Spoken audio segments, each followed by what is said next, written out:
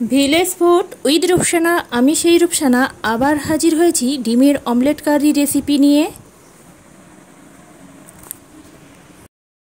আসসালামু আলাইকুম সুপ্রিয় দর্শক বন্ধুরা, আজকের আমি ডিমের একদম নতুনত্ব একটা রেসিপি করব।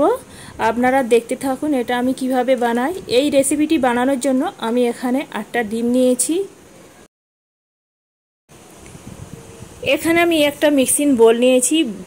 এই বোলের মধ্যে এবার আমি ডিমগুলো একে একে ভেঙে নেব।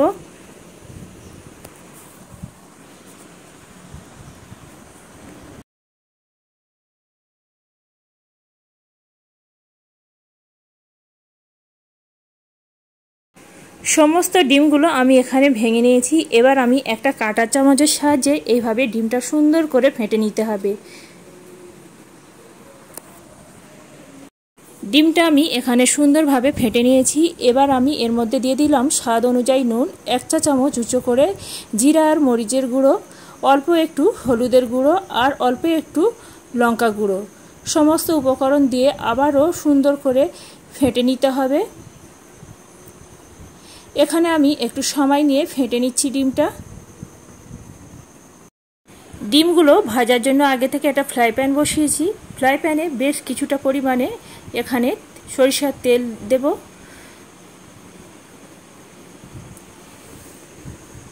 তেল গরম হয়ে গেলে এবার আমি তেলের মধ্যে দিয়ে দিচ্ছি আগে থেকে ফেটে রাখা ডিমের মিশ্রণটা। ডিমের মিশ্রণটা দিয়ে দিলাম। দিয়ে এইভাবে উপরটা যখন এইভাবে ড্রাই হয়ে আসবে তখন আমি এইভাবে ডিমটা সুন্দর করে ফোল্ড করব। ডিমটা আমার এখানে ফোল্ড করা হয়ে গেছে। এবার আমি ডিমগুলো কেটে নেব।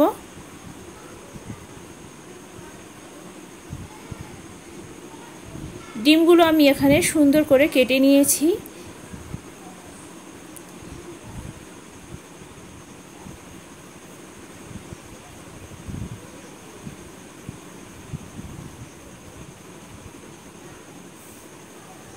ডিমগুলো আমার এখানে ভাজা হয়ে গেছে। এবার আমি তুলে নিচ্ছি। একই রকমভাবে বাকি যে মিশ্রণটা আছে একই রকমভাবে ডিমগুলো ভেজে নিতে হবে। বন্ধুরা, এটা তৈরি করতে এতটাই সহজ হয় আর এত সুন্দর খেতে হয়। বন্ধুরা, না তৈরি করে খেলে বুঝতে পারবেন না যে এর স্বাদ কতটা। একই রকমভাবে এই ডিমটাও ফোল্ড করে নিলাম। আবারও মাছ বরাবর এইভাবে 3 ভাগে ভাগ করে নিলাম। করে নিয়ে একটু লালচে রং ধরিয়ে ডিমগুলোকে ভেজে নেব। ডিমগুলো এখানে ভাজা রেডি হয়ে গেছে। এবার ডিমগুলো তুলে নিচ্ছি।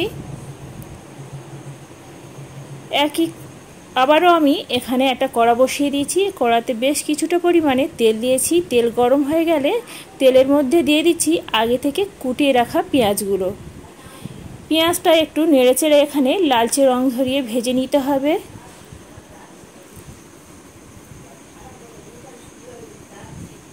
এবার আমি এখানে প্রায় 600 গ্রাম আলু নিয়েছি। আর আলুগুলোকে আমি এইভাবে ডুমো ডুমো করে কেটে নিয়েছি। আলুগুলো পেঁয়াজের মধ্যে দিয়ে একটু নেড়েচেড়ে নিলাম। দিয়ে দিচ্ছি স্বাদ অনুযায়ী নুন। নুন দিয়ে আলুটা আরও সুন্দর করে এইভাবে নেড়েচেড়ে নিতে হবে। আলুটা আমি এখানে সুন্দরভাবে নেড়েচেড়ে নিয়েছি।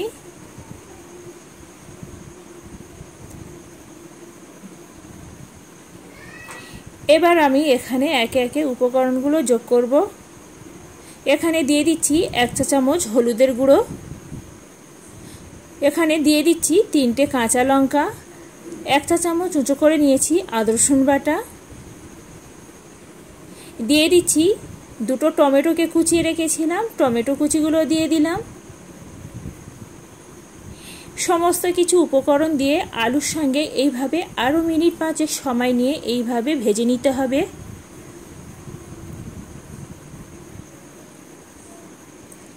এখানে আমি সুন্দরভাবে আলু, টমেটো সমস্ত শুকনো উপকরণ দিয়ে সুন্দর করে কষিয়ে নিয়েছি। আর এখানে কষানোর পরে সুন্দরভাবে এইভাবে তেল ছেড়ে দিয়েছে, আলু রঙটা চেঞ্জ হয়ে গেছে। এবার আমি এর মধ্যে যোগ করে দিয়েছি অল্প একটু পানি। পানিটা দিয়ে আবারও নাড়াচাড়া করে নিয়ে এটা আমি প্রায় 5 থেকে 7 মিনিট ধরে একটা ঢাকা চাপা দিয়ে এটা কুক করতে দেব।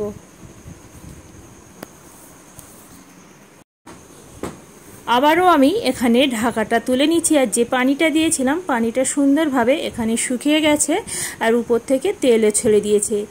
আবারও আমি এটা মিনিট 5 সময় নিয়ে সুন্দর করে কষিয়ে নেব। এখানে আমি মিনিট 5 সময় নিয়ে কষিয়ে নিচ্ছি। আলুটা আমি এখানে সময় নিয়ে কষিয়ে নিয়েছি, আলু কষানো হয়ে গেছে। এবার আমি যোগ করে দিচ্ছি 1 চা চামচ জিরা আর মরিচের গুঁড়ো। জিরা আর মরিচের গুঁড়ো দিয়ে আবারও একটু সময় নিয়ে এইভাবে আলুর সঙ্গে একদম সুন্দর করে কষিয়ে নিতে হবে। এখানে আমার কষানো হয়ে গেছে। এবার আমি গ্রেভির জন্য এখানে একেবারে পানিটা অ্যাড করছি। পানিটা দিয়ে আবারও একটু নেড়েচেড়ে নিলাম। নেড়ে চেড়ে এবার আমি একটা ঢাকা দিয়ে প্রায় আমি এটা 8 থেকে 9 মিনিটের মতন হতে দেব। এর ফাঁকে আবারও আমি ঢাকাটা তুলে নিচ্ছি, আর গ্রেভিটা সুন্দরভাবে ফুটে গেছে। এবার আমি আগে থেকে যে ডিমগুলো ভেজে রেখেছিলাম, এবার আমি সমস্ত ডিমগুলো এই গ্রেভির উপরে একটু দিয়ে দেব। সমস্ত ডিমগুলো আমি এখানে দিয়ে দিলাম। দিয়ে আমি হালকা হাতে এইভাবে একটু নেড়েচেড়ে দেব। নাড়াচাড়ার পরে আবারও আমি এটা ঢাকা দিয়ে দিচ্ছি।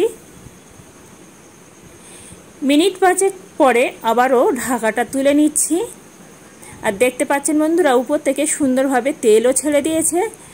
তারপরে দিয়ে দিচ্ছি এখানে 3টে কাঁচা লঙ্কা। এখানে আমাদের তৈরি হয়ে গেল দারুণ স্বাদের ডিমের একদম নতুনত্ব রেসিপি। বন্ধুরা ডিমের এই নতুনত্ব রেসিপিটি যদি ভালো লেগে থাকে বন্ধুরা একটা লাইক করে দেবেন, লাইক করে আমার সাথে থাকবেন।